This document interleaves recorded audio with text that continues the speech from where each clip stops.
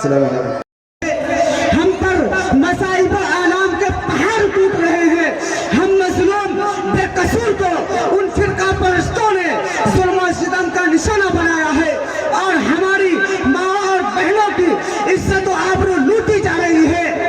آج ہندوستان سے ہمیں نکالا جا رہا ہے اور اور جانب ہندوستان ملا بھاگو پاکستان کے نعرے لگ رہے ہیں.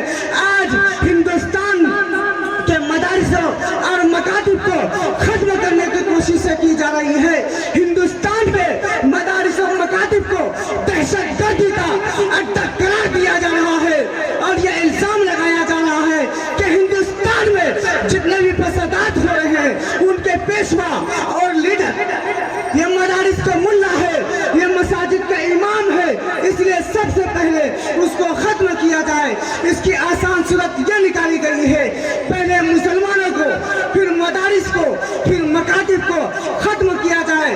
اسی وجہ سے کبھی ہماری عبادت گاہوں پر پابندی لگائی جا رہی ہے, تو کبھی ہماری آذانوں پر پابندی لگائی جا رہی ہے, تو کبھی ہماری نمازوں پر پابندی لگائی جا رہی ہے, تو کبھی ہماری مساجد و مکاتب پر پابندی لگائی جا رہی ہے. لیکن شاید ان غداروں کو معلوم نہیں کہ جب تک مسلمانوں کی سانس چلتی رہے گی اس وقت تک دین اسلام پر, مدارس و مکاتب پر کسی طرح کی آنچ نہ آنے دیں گے.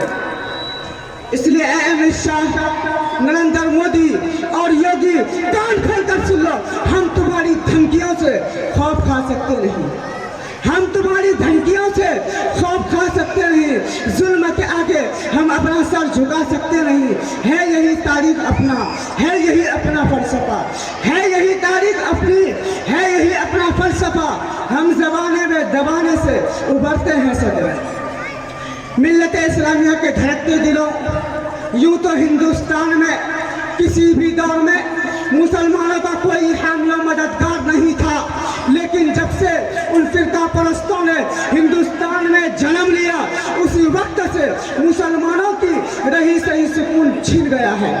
کیونکہ ان فرقہ پرستوں نے ہمہ وقت مذہب اسلام کو مٹانے کے لیے